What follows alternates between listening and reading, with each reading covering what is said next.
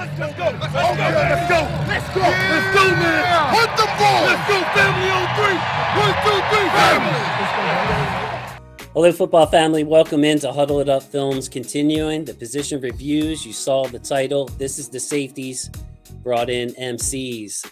Like a wise man, Shock G said, MCs, like the way we swing. We're in here swinging with Michael Crawford, the MC of the Deep Cover Pod. Mike, how you doing, man? Doing good, Jason, man. Glad to be back on with you. Chopped it up a little bit back over the barbecue series. So that was cool. It was fun being on and watching everybody else who came through for that. And looking forward to this, man. I've been checking out these positional reviews, been tapping in and been enjoying everything. Always enjoy everything you put out, but really kind of been tapping into this series. Nice, man. Yeah, it's the time of year we get to enjoy each other's work a lot more. And Mike, I'm wearing the color green, man, because the group we're going over tonight, money group. It's the Safeties, man. Like it, you could probably say, all right, maybe this safety group's better technically because of these grades and these outliers. And I'd say, you know what? I'm taking the Baltimore Ravens safety group. Mike, just the overall talent level, loving it. What are your thoughts on the group as a whole? I'm right there with you. I mean, those debates are always fun. Who's got the best corner group, the best safety group, whatever, goes on and on. The good thing about football is all that gets settled on the field. We don't have to, we can speculate, but once they start playing games and the games count, all that's going to get settled on the field. But for like you said, for your money, for my money, when you look at the talent and the collection of guys that they have right now in that group, I'll go with anybody. I'll match them up with anybody and won't feel like I'm slighted in any way. And I like the playmaking aspect of this group too with Kyle Hamilton and Marcus Williams. So, the interception number, we've been hurting for turnovers. One of the centerpieces though, Michael, that I wanted to ask you about at the beginning before I forgot was I'm an advocate of more safeties, fewer linebackers on the field, and just playing lighter. And with the front four that we have, the defensive run stoppers and everything, I feel like we can play one light and still stop the run. Is that something that you advocate for as we start talking about these players and the possible roles they can play in the defense? I mean, I think that's the way the game has been trending for a couple of years now. And I don't really see it maybe turning back too much in the other direction. Although I guess if you're an opponent of the Ravens, you might look at it the other way around. And it may be the 49ers. You could throw them in that mix too. Seahawks maybe a little bit, but most of the league obviously is pretty heavily slanted towards the pass. And so you want to have as many coverage guys out there as possible. And then with the, it's not that it's new, it's been around for a while, but it's kind of become, everything in the NFL is circular. So now it's back as the in vogue defense, the Vic Fangio, the Brandon Staley, kind of that cover two shell and really defend the run with a lighter box, like a 6-man box, that kind of thing, and lighter personnel. So I definitely think that's the way things have been going and probably will continue to go. I'm a little bit old school. I love linebackers. And so it's hard for me to be like, I want to get those guys off the field. But even those guys, just the body types, you look at them over the years, even though their body types have trended to, become lighter, more athletic, give you a little bit more in terms of coverage ability. But when you look at this safety group, why wouldn't you do that? You've got the flexibility to do it, whether it's the guys you mentioned with Kyle Hamilton, who can probably line up just about anywhere. Chuck Clark, we've seen him over the years, how effective he can be down near the line of scrimmage and in the box. And that's not even, bringing in the other guys like Tony Jefferson or Geno Stone. You can just keep throwing names out there. Yeah, they're all pretty good against the run. They're all good run and chase players. I love linebackers too, man. We're Ravens fans, man. We've had some good linebackers in here, Hall of Famers and non-Hall of Famers both. Just some really good players. So, but yeah, the game's getting lighter all the way around, Michael. We're looking at edge rushers that used to be the size of inside linebackers now playing on the front four. So it's becoming that. And yes, even against Cleveland, they run a lot of 2 tight end stuff. Now having Njoku out there and they drafted Harrison Bryant, like for those type of situations, MC, I'm not sure we need to bring an extra linebacker on the field. With the safeties that we have who can all tackle and of course are really good against the against the pass. So, I don't like blanket statements either. Like if you say, well, you always want a safety out there, I'm not down for that. If there's a Patrick Willis and Bobby Wagner and those kind of guys, I'm not taking those guys off the field. But you asked me my confidence level and Chuck Clark in the box in coverage or Tony Jefferson down there compared to what the Ravens have had in recent years. It's just the safety. So Michael, what do you think about the rookie Kyle Hamilton? I'm sure you scouted him heavily. Give me your thoughts, on the draft pick itself, if you want to, and then what kind of stuff, because he's really the key player here in this group that took a good group to great.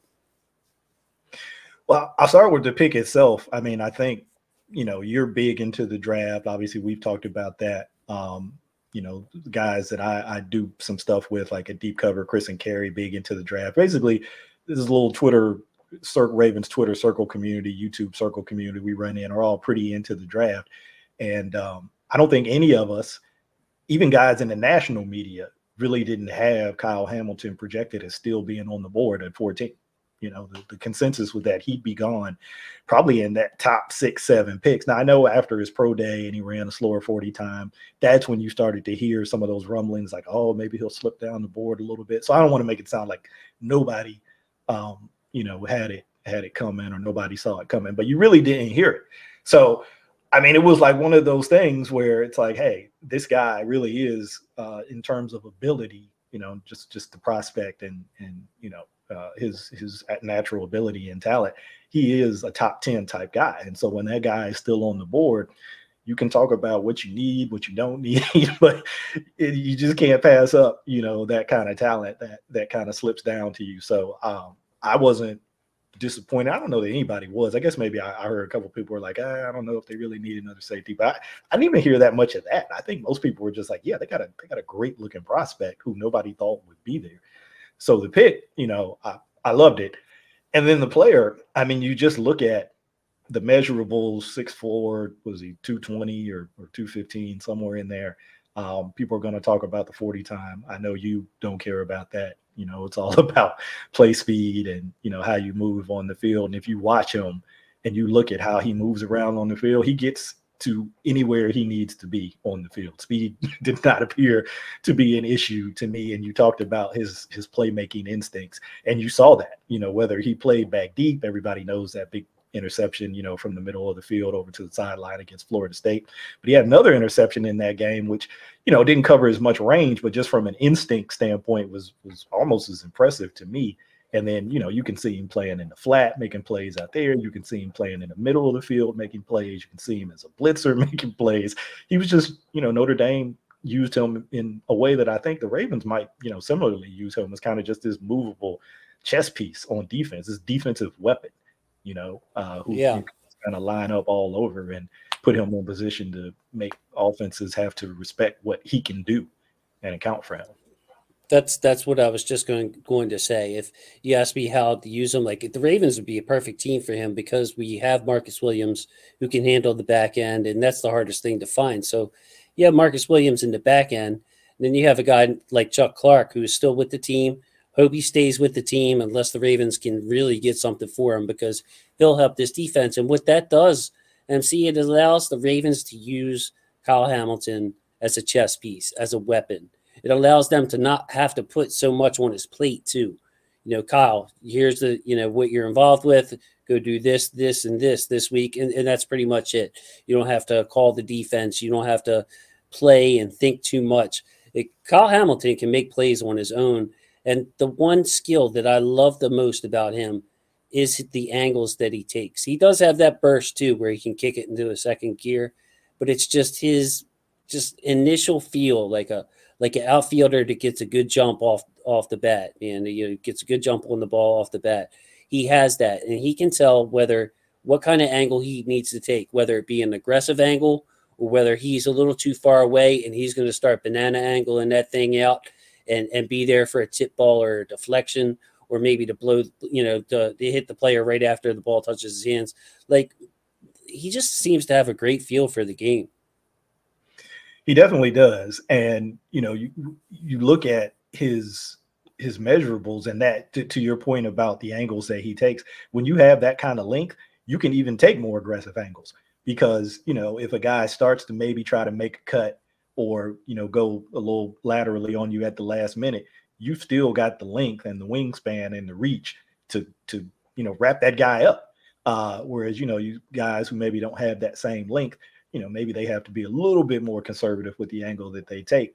You know, we talk about length a lot. Typically, you hear about it on the offensive side, like on the offensive line with offensive tackles. But I think it was the Colts who put out something a couple of years ago. They do some pretty cool stuff around their draft and stuff that their GM shares. A lot of stuff that, you know, maybe you don't see other organizations kind of share, but they kind of go inside the room and look at some of their breakdowns and stuff. And they talked about how length, particularly at DB, but really on defense in general, but particularly at DB, really made a difference for them because they had certain thresholds. I don't want to say standards because, you know, it all depends on the player. But they had certain thresholds for like height, weight, whatever.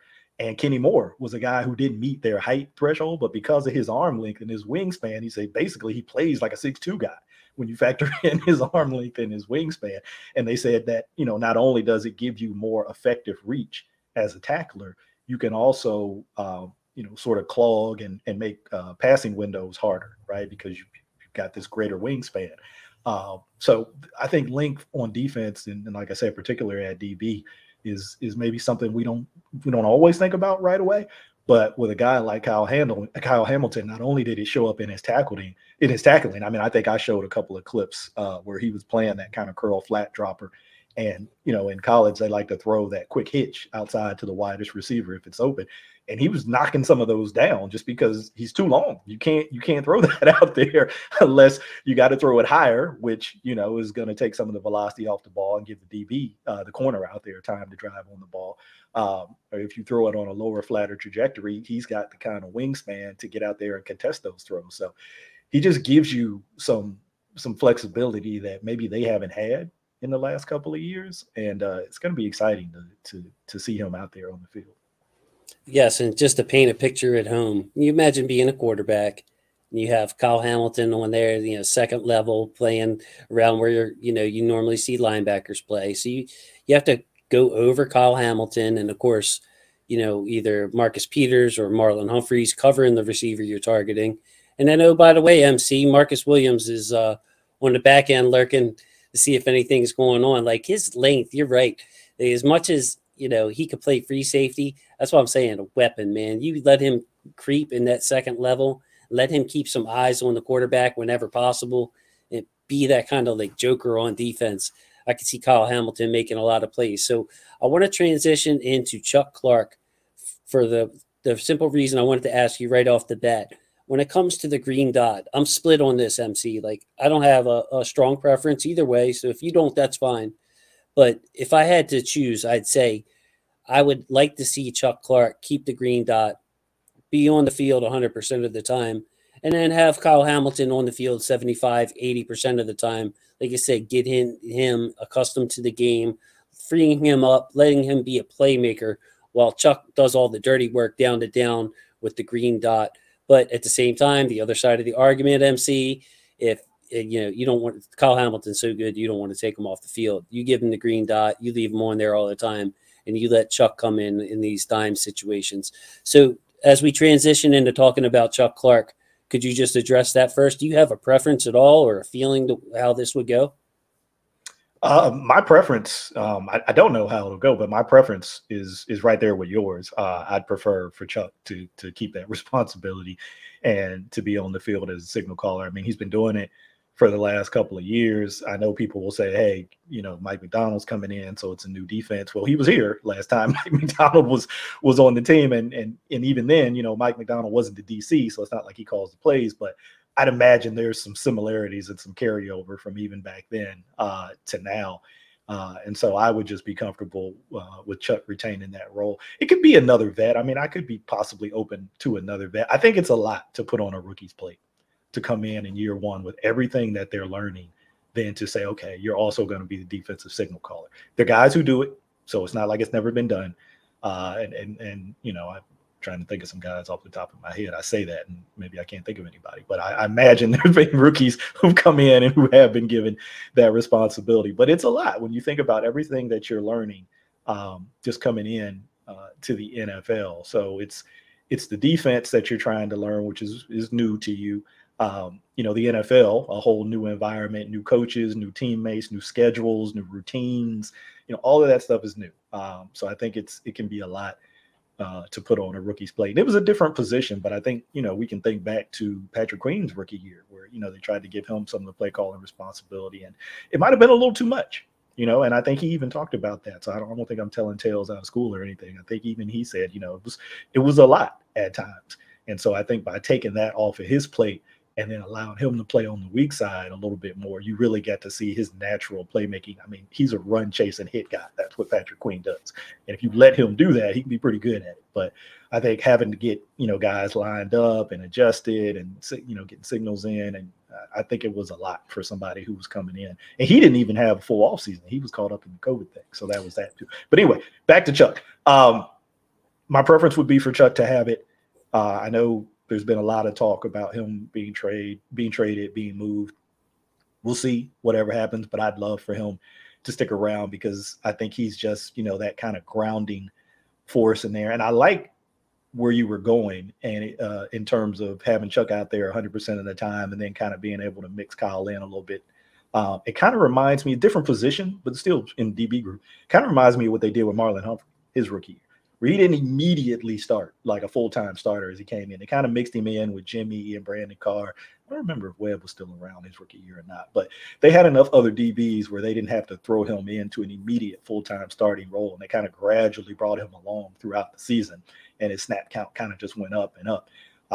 I think when you have the luxury to do that, that's a great way to do it because you can bring guys along at the pace they show they can handle, right? Whatever you give them. That's right. Particular week, if they show they can handle it, and you say, hey, maybe I give them a little bit more, right? The following week, or you know, in 2 games from now, whatever.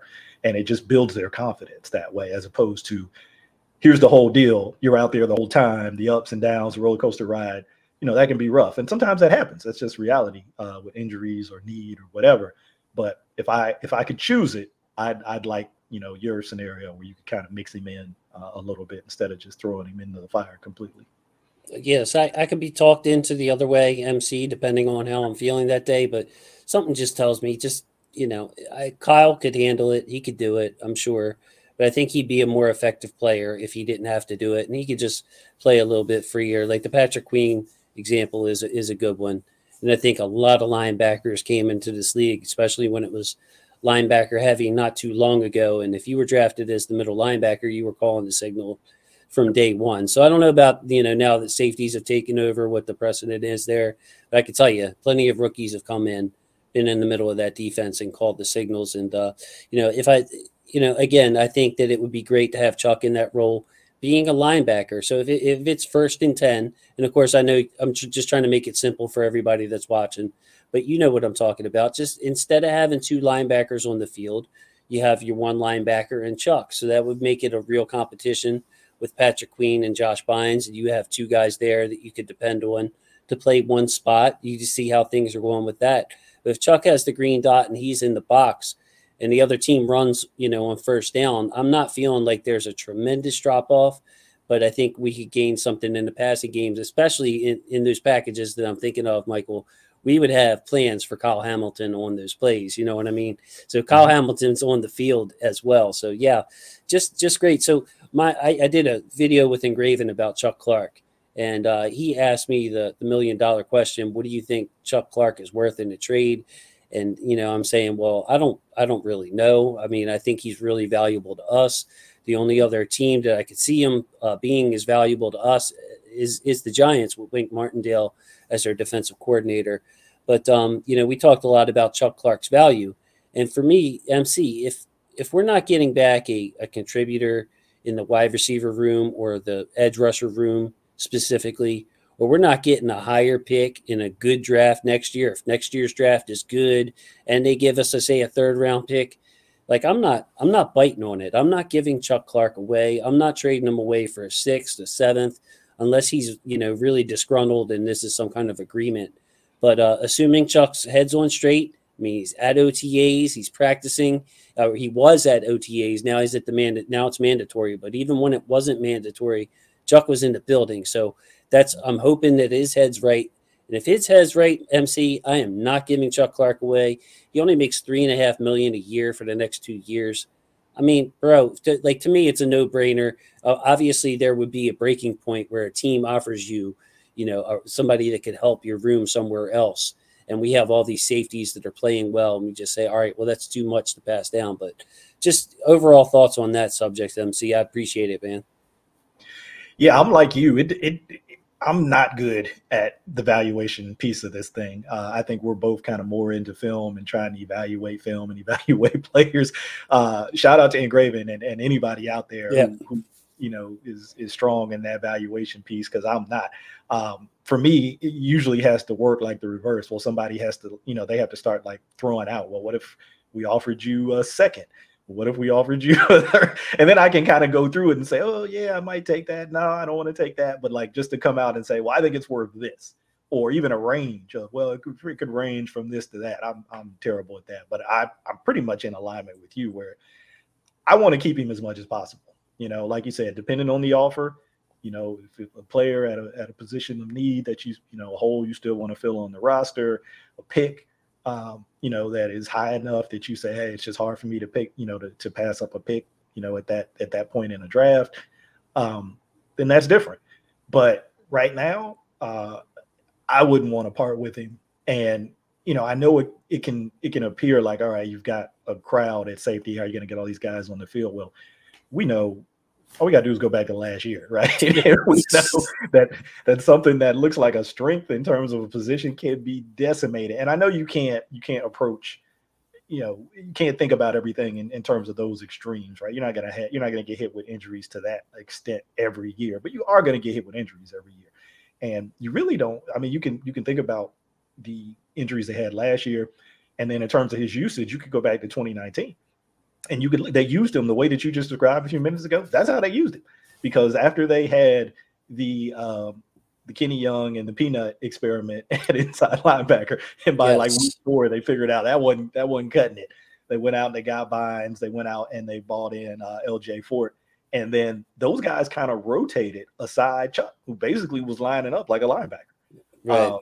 And so they played that package in addition to some dime looks too, pretty heavily in 2019, and I think had some good success with it throughout the rest of the season. So, and MC, man, I just wanted to add too. I'm not, and both of us, we're not saying that okay, we're benching, we're going without a weak side linebacker the rest of the season. We're just saying that there's certain teams, certain matchups, certain personnel, certain weeks where that could be a heavy option for you. You know what I mean? It doesn't mean we're just throwing our linebackers in the down the tube. There are situations where you need them, but I'm saying it's a bonus for Mike McDonald to have Chuck Clark in the team. So I just wanted to clarify, man. Sorry about that, man. That's a great point, because I don't want to imply that at all either. I love Patrick Queen, probably more than most people. So I definitely don't want to imply that. But for me, that's like, hey, you know what? If a deal doesn't materialize with Chuck Clark, then that's a problem that I'm happy to have. I'll figure that out, right? I'll figure out packages. I'll figure out situations to get these guys on the field and get the best possible group out there and put guys in the best possible position to make plays and be successful. I'll take that. And, one of the things that I read about Mike McDonald when he was at Michigan last year, I think it was one of his players. I read a bunch of articles trying to just get a feel for what players were saying about him and what people thought about the defense. And one of them said that, he tries to get as many guys on the field as possible. And I think this other quote, it wasn't from a player because they wouldn't have said it. They wouldn't have used these words, but it might've been a coach who said he tries to find as many, I think it was McDonald himself actually said, try to find as many entry points for players as possible. So to me, he's already of that mindset where, hey, I've got a bunch of great players and I want to find ways to get these guys on the field in situations where they really can excel. And really can help us. So I think he's going to find as many different ways to get as many different guys on the field as possible. I know there's not, there's a limit to that, right? You can't just, have an unlimited amount of guys that you have out there. But I don't have any concerns if they, like I said, if they end up not being able or decide that they don't want to make a deal to move Chuck. I don't have any concerns about how they're going to use all these guys. I know they'll figure that out. Well, we'll get this video out quick, MC. We don't want to jinx anything. I got two thoughts for you here. I want you to see if you can respond to both of them. Number one has to do with McDonald. Mike McDonald, what I was impressed with at Michigan, just everything you just said, he comes from a Raven. He's not coming from Michigan. He's coming back to the Ravens. That's how I like to look at it. Coming back to the Ravens. He's been a Raven. One of the things that I was impressed with when I was just looking at the defense is that it did not look like a Ravens defense at Michigan. He had 4 guys up front, actually had 5, I believe they went 6 deep, and he just sent this front 4 and dropped everybody back into coverage. And I'm like, man, this isn't Wink Martindale. We're not crowding the line. He's not crowding the line of scrimmage and all these simulated pressures. So the first thing I want you to comment on is I got a real good vibe off of McDonald being able to use what he has as his strengths on his team, which in this case, we're talking about the safety. So I'm saying Mike McDonald, from what I've seen, maybe he will do a really good job at being able to plug these guys in and get them all playing time. And then the second thing I wanted you to comment on is just Chuck Clark's game overall, his skill set as a scout. So go ahead, and I'll try to remember him in case you forget. I think I got him. All right. So first one on McDonald. I think I saw something similar in Michigan. And he talked about this a little bit too in one of the interviews that he did coming, since he's been back with the Ravens as a DC, where, he talked about that defense last year, and he said it wasn't my defense. It wasn't the Ravens defense. It was a little bit of all of the guys in the room, all of the coaches who were in the room, even, some of the more experienced players who could, kind of give them certain things and give them certain suggestions. But he said, we took from each of those backgrounds, right? Guys had been at different places, had worked at different places, and had different things that worked for them.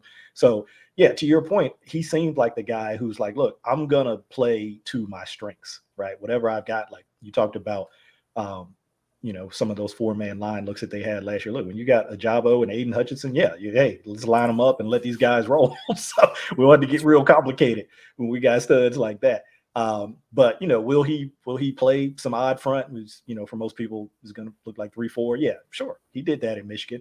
Is he going to play some 4 down? Sure, he'll do that. Is he going to put some of that's will he do some of that simulated stuff from time to time and then back guys out? Sure. I think that's the beauty of his approach to me is like, look, I'm going to do whatever I think the situation calls for and whatever puts my players in the best positions, right? Because it's all about the players at the end. That's one thing we heard from Wink, and Wink said a lot of things, but that's one thing with Wink I do agree on. It's about the players and always will be about the players.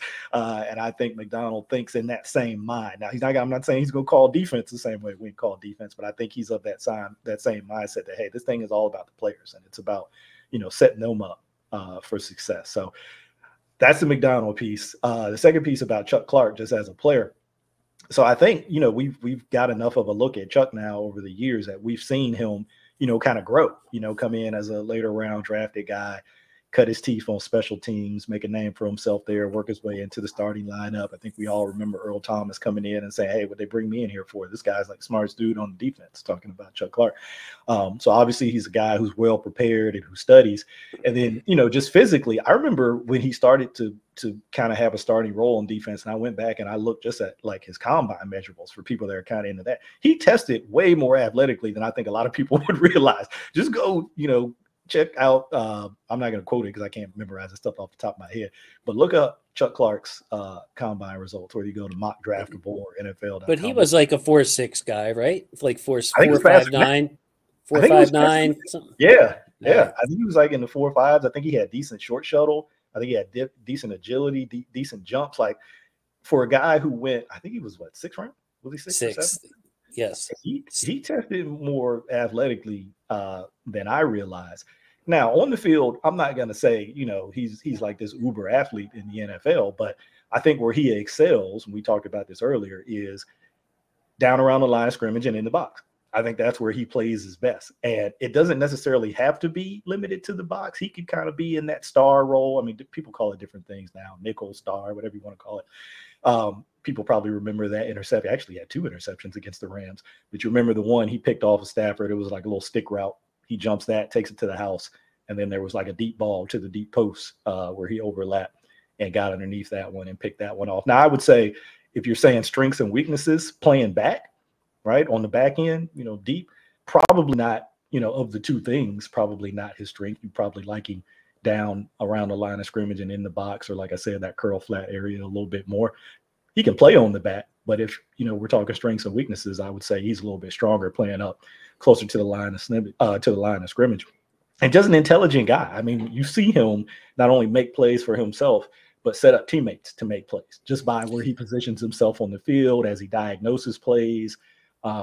So, when you've got a guy like that, that's an asset, and I wouldn't want to part with that asset unless I felt like I was getting something of commensurate value back, or something more valuable, if not the same, more valuable in back. That's right. So if you have a trade selection suggestion below, go ahead and drop it. Had somebody say to me, I believe in the comments, what about Kadarius Toney in the third? And I'm like, well, they better do their homework on Toney, because some stuff happened in college. He was suspended and hurt. And then last year, yada, yada, yada, Darius Slayton in the third. So I like hearing the suggestions out there. But MC, I just wanted you to back me up on one other thing on Chuck Clark before we get moving. And that is that a lot of fans, I think, don't understand how valuable he is, because sometimes you have to really watch the tape and be like, man, Chuck Clark is the one who made that play. When you put everything together, and why did the quarterback have to hold it and look somewhere else? Well, where he looked, Chuck Clark was right there. That kind of thing, where he has to hold it and he gets sacked, or he has to hold it and he has to throw it out of bounds. A lot of times Chuck Clark is in that quarterback's vision, and he's already got some momentum. So, a lot of times where you say, what was the quarterback thinking there? And you can't see that on the TV broadcast, MC. You know what I mean? A lot of times they're coming in and out of our screen and that kind of thing. Chuck's just a guy, as a tape guy.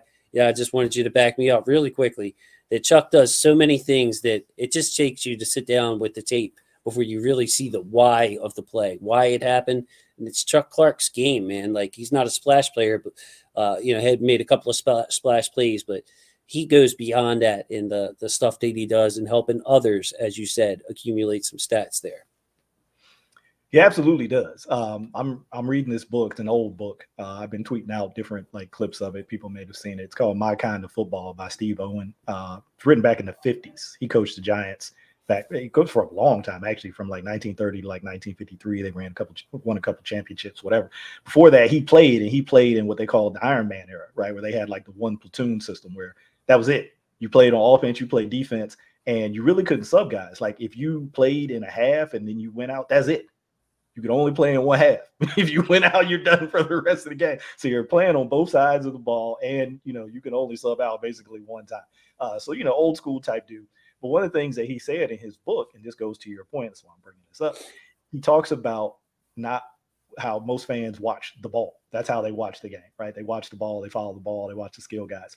But you have to look ahead of the ball to really, what you just said, to really understand why a play happened. And I think when you do that, when you look ahead, his phrase, his terms, ahead of the ball, basically don't watch the ball, look at what's happening, around the rest of the play.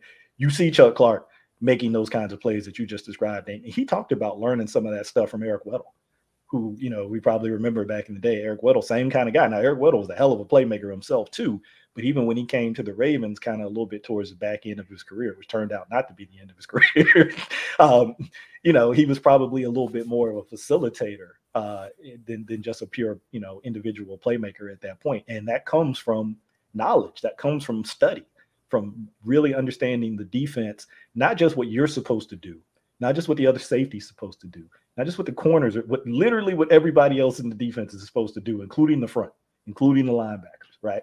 And when you have that level of understanding, and you also understand how the offense is trying to attack you on a particular play, then that allows you to put yourself in the position to either make the play yourself, right, if the ball comes your way, or help set up other people to be in position to make the play. Because just based on the structure of that defense and what the offense is trying to do, if I position myself in certain places, ball can't come here. Ball's got to go somewhere else. And if it goes to that other place, I've got somebody covering that other spot. So in a lot of ways, you can kind of dictate where the ball goes just with your knowledge of the game and your knowledge of defenses and offenses. And I think Chuck does that. Like you say, it's hard to see on the TV broadcast, but we both kind of get in and nerd out on the all 22. And from that, you can see guys who are, you hear about, you look at the stat sheet and you see who made the tackle, who got the tip ball, or who got the interception. But a lot of times there's somebody else setting that play up. That's right. Guys to actually get those stats.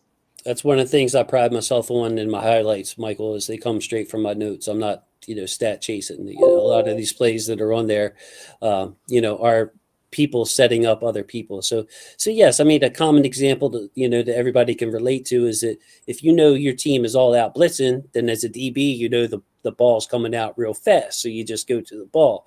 Well, Chuck's like that on every play. He understands, it seems like, what everybody's supposed to be doing. And if he sees something wrong or something go right, he's going to know, hey, that quarterback is, either going to have to go there, so I'm going to go there, or he's going to say, look, man, this quarterback's going to have all day. I might have to play it a little bit safer here. My guys aren't getting home here in this first second and a half. It's just amazing, MC, because things move so fast on the field. I mean, I just can't imagine the level of just, I mean, bro, I mean, we've all played the game at some level and things move fast. We got 21 other people moving around. So just impressive skill that not everybody gets. So you reminded me of someone now when you said Eric Weddle. Okay. So I don't think I've made this comparison on the show, but it's something that I've talked to friends about and everything. So I'm like, you know what? I'm just going to say it. There is a player in this safety group who reminds me of Eric Weddle, the version that was on the Ravens at the end of his career. Not prime San Diego Weddle, the Ravens Weddle. It's Geno Stone, MC. It's Geno Stone. I see an elite, absolutely phenomenal level of IQ from him. And it was apparent at the end of the season when he got his run in place of Brandon Stevens. The organization was just tremendous. It was just a solid game. The tackling angles are just beautiful. I mean, I posted a clip the other day, MC, and it wasn't about Geno Stone, but you could see the angle that Geno Stone made. I believe Tyreek Hill had the ball. Yeah, it was Tyreek Hill cut up, and Tyreek was about to cut it inside, and he saw daylight. And here comes Stone, not trying to do too much, just kind of like really boxing him towards the sideline. He was just like, all right, well, I'll run out of bounds. But you see it in the passing game too. Geno Stone is one of those guys where if he was a little bit faster, I think, a little bit quicker, he'd be one of the best safeties in the game to start on any team. He is not that. He is what he is. Hopefully he can build and become more explosive a little bit by bit. But he makes me feel really good on this team. Like I said, if I had to compare him to anybody for a Ravens fan, I'd say what you got for the last year and a half from Eric Weddle, that's pretty much what you're getting from Geno Stone. And I'm so happy that we have someone where if something happens to Marcus Williams, MC, it gives us an option on the back end to have somebody like Geno Stone who can just play safety cop back there or whatever you want to call him. And just, make sure everything's cool on the back end, and you can still let Kyle Hamilton and or Chuck Clark be aggressive and be a playmaker up front. Not to mention that also good free safety helps your corners be able to be, take a little more chances and that kind of thing, because you have an eraser on the back end. So yes, long-winded intro though there, MC, but passionate about this because Geno Stone was a guy that I wasn't real sold on coming out. I'll be honest. I'll be like, I don't see it. It just looks like a bunch of safe play. I don't see a playmaker. He looks like, I said, he's a strong a free safety and a strong safety's body, like all these kind of like passive aggressive knocks I would take at him. But after 1 year and watching a couple of games, I'm all in on Geno Stone making this team and being a part of this team. Yeah, deep cover favorite, Geno Stone. Shout out to Kerry Stevenson and Chris Aguilera. Ice cream man. Yeah, the ice cream game, the ice cream brothers, Chris and Kerry's coming to a store near you. We were big fans of Stone coming out of Iowa for really that reason that you just mentioned. It was the instincts and the football intelligence. I mean, it just showed up on tape. And, you mentioned, the athleticism, kind of the limitations there, and that kind of was the knock on him. And I think it's probably why he ended up, falling where he fell to in the draft is because, it's not, kind of what you want it to look like per se in terms of speed at the DB position or athleticism in terms of testing. But you watch him on the field and he gets, again, that's usually my judge, right? Is can you get to where you need to get to, right? The numbers, I get into the numbers like everybody. We love the numbers. But when it's time to get out there and play, right? Nobody's pulling up your 40 time or your short shuttle or anything like that. It's can you get to where you need to get to make a play? And he's shown that he can do that. And I think he's one of those really good examples of, I mentioned it before, of play speed, which, when I was at the Scouting Academy, they teach you play speed. It's the combination of, physical speed and your mental processing, right? That's what allows you to play at a faster level. We see that. I know I jump around a lot with this, but I can't help it. Things just pop in my head. We see that with Josh Bynes, right? The guy who's played as long as he's played. And we know if we lined up Josh and PQ in a foot race, PQ is going to win that every time. But you see Josh be able to get to plays and make plays on the field where PQ might still be a step or two late because the processing, the experience just isn't there yet, right? It's coming. It's definitely getting it, and it's getting better. But comparing him to a guy who's played as long as Josh has, it's not even fair. So I think, I see a little bit of that. Obviously, Geno doesn't have that experience. He's going into his third year. But you can tell that he studies. You can tell the way that he prepares because he's able to anticipate plays, right? He's not just reacting. He anticipates plays. And that allows you to beat the ball and to get to places before the ball actually gets there, to get you into a position to make deflections, to make interceptions, to take an angle on a ball carrier where he doesn't really even have a time to react to you and to make a cut or try to make you miss because you've taken such a good angle because you've anticipated that play and you know where he's going.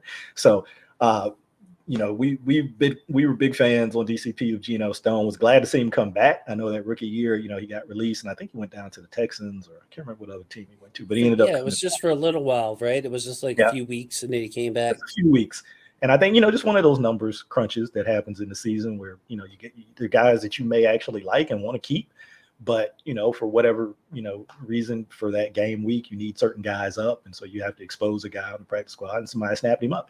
But then they released him and he came back and they've held on to it. And we've seen the development. We've seen him get more play time. Again, one thing that's kind of the silver lining with injuries, you hate to see them, obviously, but it allows guys opportunities. It gives guys opportunities to get on the field in real game situations and show what they can do. And like you said, towards the end of last season, as he started to get a little bit more run, he showed, what he's capable of. So, I mean, just having him in that mix, if you were to say, hey, look, we've unfortunately had injuries to some of our, our starting guys. So, we need, somebody else to come in and play a game for us at safety. You're not sitting there like, oh my God, what are we going to do? They're going to attack us at safety. They're going to go after this guy all day. You feel like, hey, we've got somebody back there who's solid, who, is going to keep things in front of him.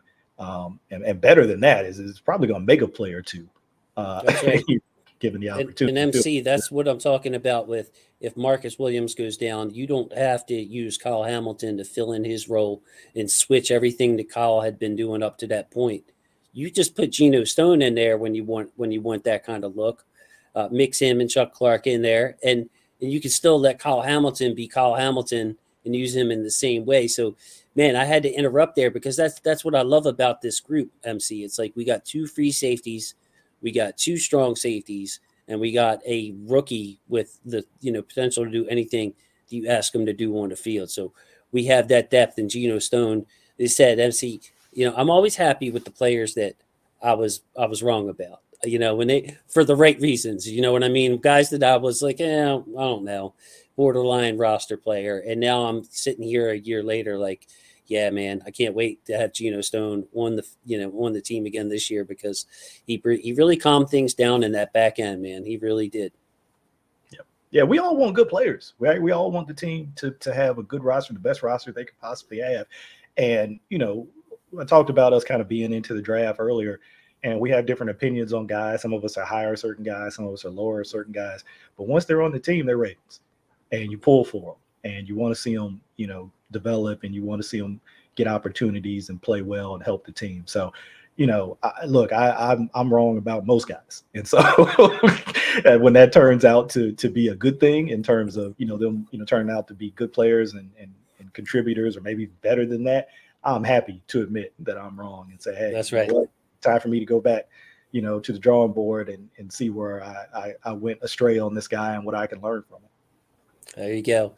So the big signing of the offseason, Marcus Williams, 5 years, $70 million. I think that's 14 a year. And then we saw today MC Minkah Fitzpatrick of the rival Steelers signed for over 18 million a year. So Marcus Williams, I thought he was going to be out of the Ravens price range this offseason. I was looking at the Honey Badger. I kept bringing up on this show. Look, man, he's not going to break the bank because he's this age. I wasn't even looking at Marcus Williams as a possibility.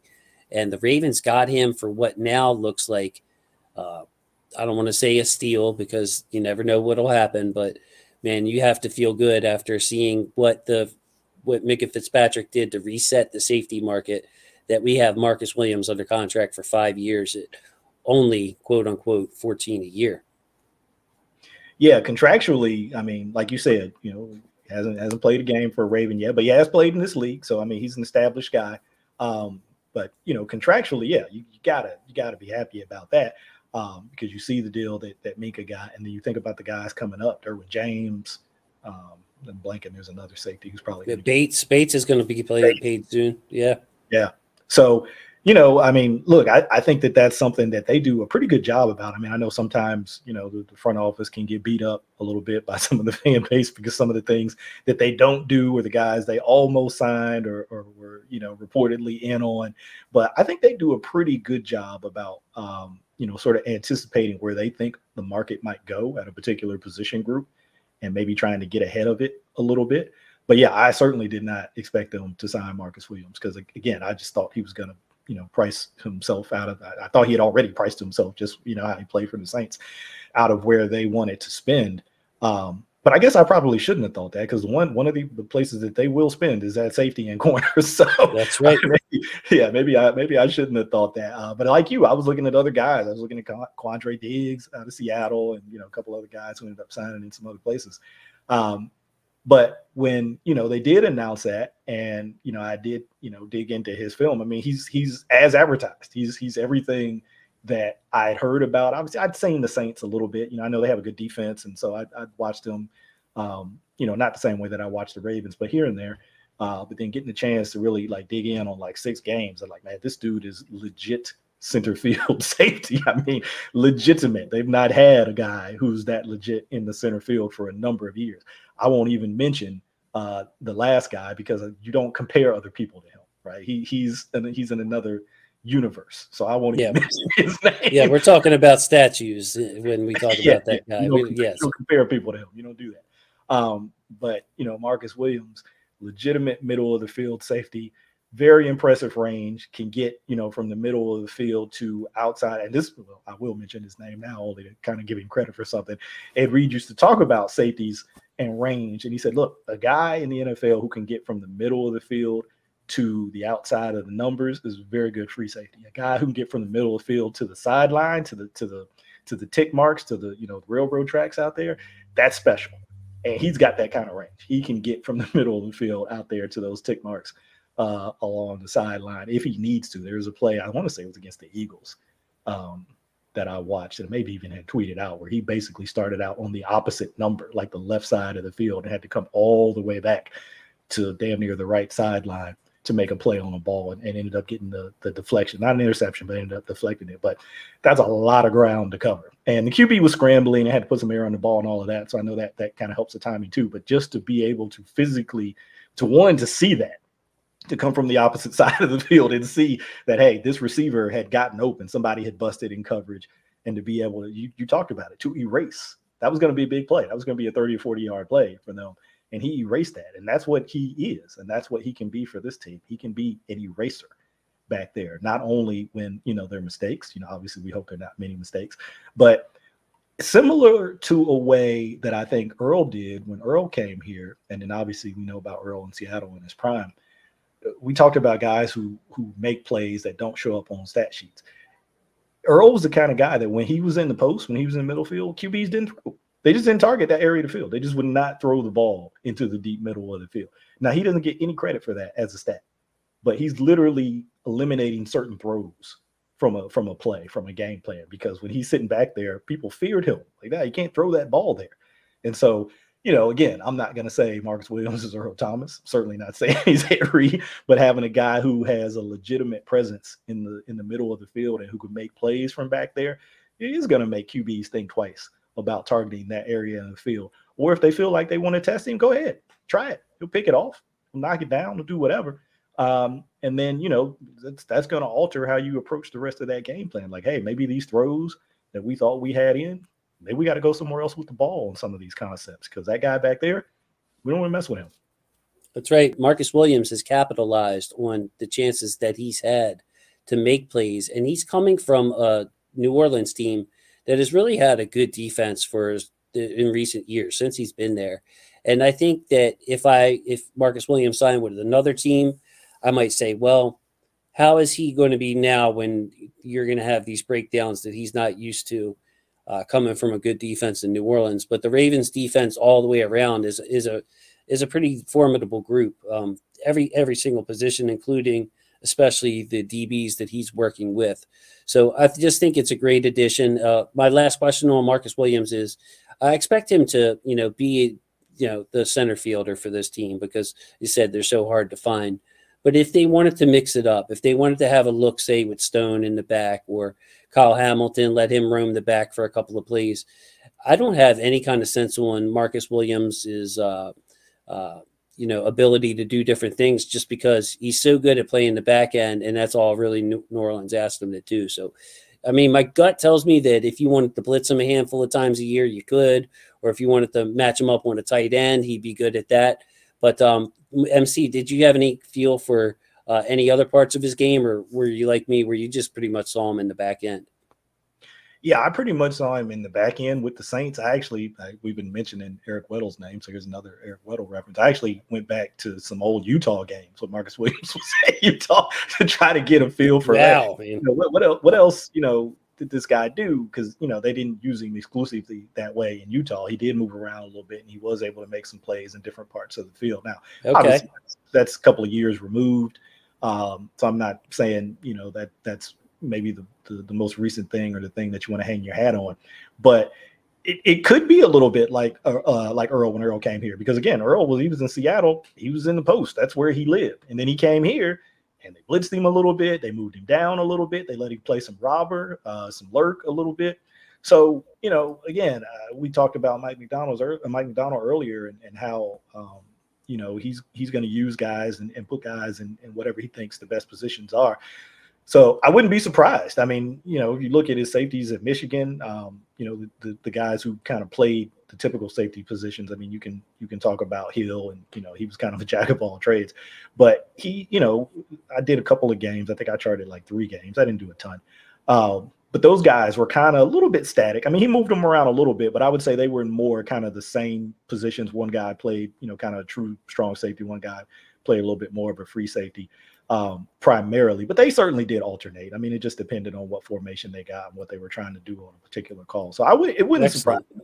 Yeah, it wouldn't surprise me to see him, moved around a little bit from time to time. But like you said, when you've got a guy who can erase things like that, it's just a nice to have. You're like, all right, we don't have to worry about that when he's back there in that part of the field. That could be the kind of thing I could see Mike McDonald experimenting with in some of these games if the Ravens are fortunate enough to get a lead or get into attack mode. I remember they were joking with Marcus Williams saying, we noticed you don't have any career sacks. Be like, we're going to get you one over here. So I could see them experimenting, not just playing around, messing around, but experimenting to see what else everybody has and see what Marcus Williams looks like as that joker in the defense, that star in the defense, see if he can go make some plays. So the one guy we haven't talked about is a guy who was late arriving on the scene, his second stint in Baltimore, and that is Tony Jefferson. MC, he came in, man, he almost made a highlight tape, making a highlight tape's worth of plays in the few games that I saw him. The Cincinnati game was unbelievable, all over the field. And Tony mentioned something I wanted to know if you caught, that his study habits, or something happened with him where he's studying more or studying differently. And I believe it, because when he came back, he kind of looked like a faster player, which was odd with him coming off of major injuries and it being, 2 years later or so. Yeah. Yeah. Energy. That Bengals game, man, it hit me the same way. It was just pure energy. You could see a guy who was so happy to have football back and to be out on the field and to be back with the Ravens too. I mean, I think he got a couple of snaps with the 49ers when he was out there. I don't know there was anything significant. It might have only been 1 or 2 games. And like I said, wasn't even a ton of snaps. But it just exuded.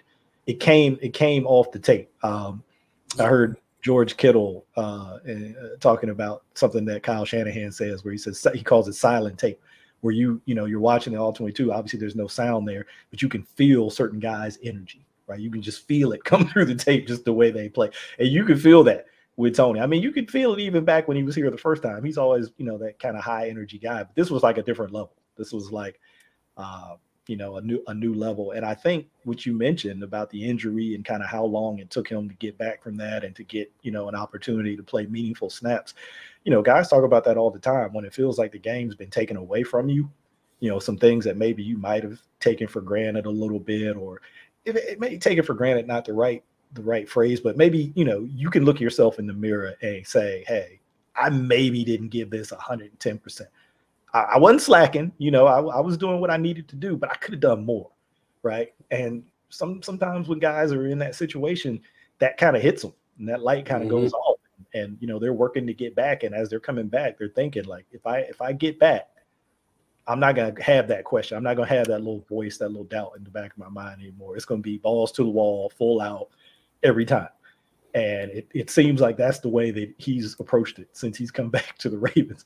And I wouldn't expect him to approach it any differently this year. It's just a guy who, you love to have on the team, in the locker room, stand-up guy, good guy in the community, by all accounts, listening to his teammates and listening to the Ravens media team talk about the things that he does. And then obviously when he's on the field, that Bengals, last thing I'll say about that Bengals game is I remember he did a post-game interview. It was the second Bengals game. So obviously, they got curb stomped in that game. But it was a post-game interview. And I think somebody asked him a question about, hey, the Bengals were already up by like 21 points and they're still throwing, these deep bombs. You're a vet in this league. Basically they were setting him up to try to say, that's hey, right. Isn't there some kind of code? Don't you feel some type of way about that? He was like, I feel like I should intercept the ball. He wasn't mincing any words. He's like, no, there's none of that. There's none of that BS about, oh, you're up a certain amount. You shouldn't do this. You shouldn't do that. Hey, if you're going to throw it, I should go intercept it. I should go pick it off. So I've always loved his mentality. That just made me love it even more. And, what his role turns out to be this year, to be determined. I don't know. But I'm just happy to have him back, man, in whatever capacity. And I hope he's on this team. Obviously, we got a long way to go before the start of the season. But I really just love that energy and his enthusiasm. And I think you need those kinds of glue guys on your team. They lost Anthony Levine. They lost Co-Cap on special teams. I can see Tony Jefferson kind of stepping into that role on special teams. I know he probably would say, hey, don't limit me like that, bro. I want to do more. And I hope he does do more. But, I think that, his energy is infectious and would be great to have it on special teams or wherever he ends up playing.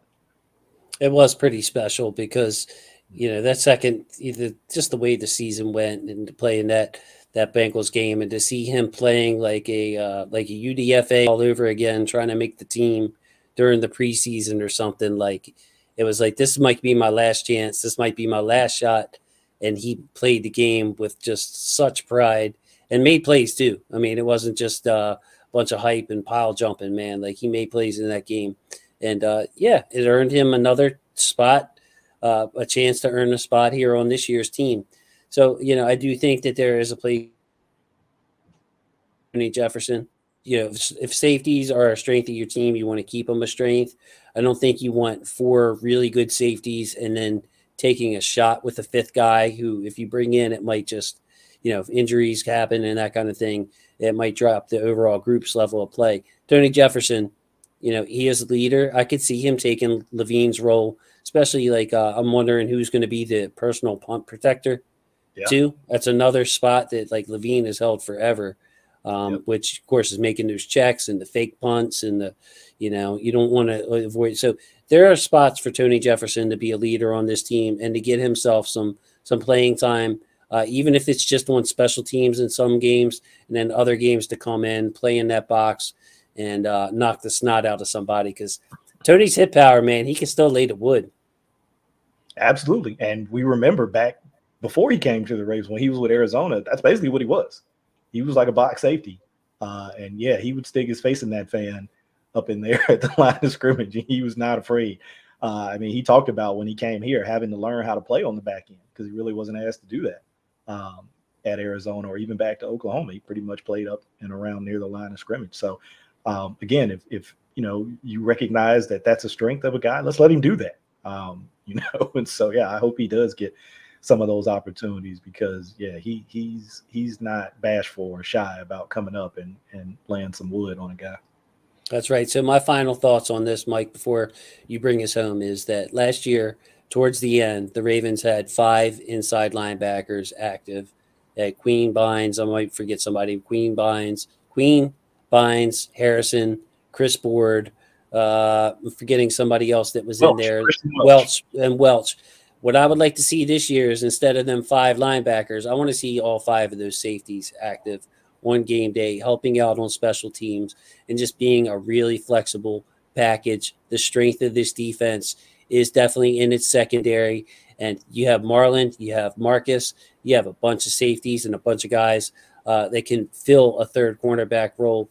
So my final thoughts are, to Mike McDonald, use this group, keep it a strength, find the matchups, find the way to make these guys as productive as they can, and find a way to unleash Kyle Hamilton and make him as effective as he can be in his rookie season, because he is just a raw, like a blue chip talent, man. I mean, like you said, if he played right tackle or left tackle, even, he'd been a top 5 pick, top 3 pick for how good he was at his position. He just played safety. So the Ravens ended up getting him at 14 after a run on receivers.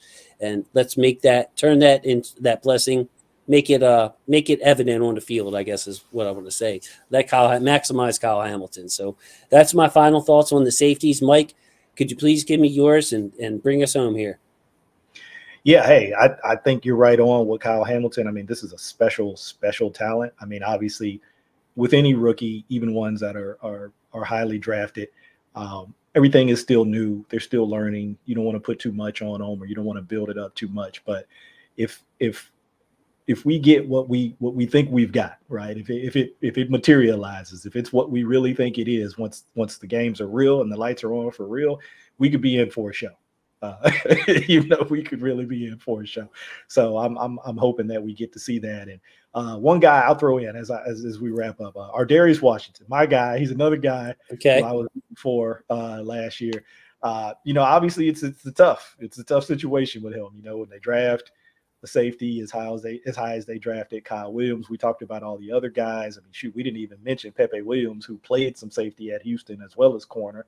So you never know what, Pepe is another guy who they can move back, from move around on the back end of the defense. So it's going to be an uphill battle for my man, Ardarius. He's not the biggest guy, not the fastest guy, but he was a playmaker at TCU. He was a guy who was instinctive, was around the ball. I think you saw that when he played in the preseason. He just found ways to be around the ball. Had a couple of PDs and a couple of games.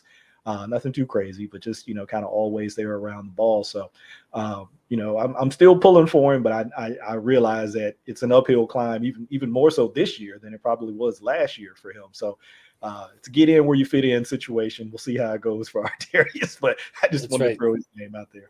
No, I love it. And I'm not forgetting about Ardarius in this series.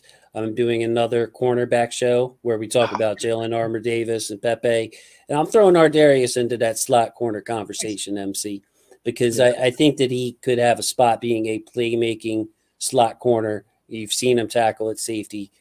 He can tackle despite what, his physical measurements or whatever. So, yes, I like Ardarius. I think the Ravens were fortunate to get him. And last year, I think that I don't know, I'm not playing the blame game, but it would have been nice for him to get some action somewhere, a little more action last year to give us a better idea of what he could do on the field And I think that that's working against him at this point. But you know what, MC, he's going to, starting July 27th, I think it is.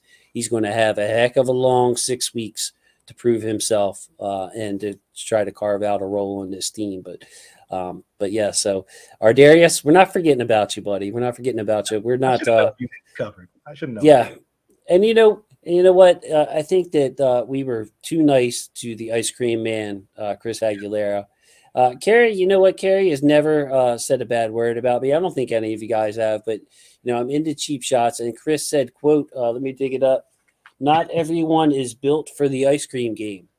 That is Aguilera on MC. So, what would you like to say to your counterpart, your co-host over there, tri-host, who just threw you under the bus and said that you don't think you're built for the ice cream game, bro? Yeah, initially I was hurt. I'm not gonna lie. I thought Chris was saying I was too soft for the ice cream game, but we're boys, and so we talked, and he said, "Nah, it wasn't like that. Hey, it's just trying to look out. You got a lot on your plate. Not trying to put too much on you. Whatever. So we worked it out." But yeah, when I heard it, I was stunned a little bit. I was hurt to my heart a little bit. But as the family that we are, we talked it out. We worked it out. It's all good. Maybe they'll let me put the caps on the ice cream containers or something. So yeah, man. I mean, it's sometimes families go through serious issues like this where things are said, and maybe it was just the heat of the Huddle It Up Films program. Chris probably just got a little out of line. He was probably emotional talking about the tag. It was a Patrick McCary night. He was probably feeling himself pretty good. But I will say that Chris doesn't have the friendliest looking face when it comes to ice cream. So maybe I'll flash his face up on the screen right now. Now, would you want this man serving your kids, or if you were a kid, would you run away scared, or would you like the nice smiles of Mr. MC Michael Crawford greeting you? Now that's a as a scout, that's I'm taking MC in that one. So, you definitely got your scouting hat on.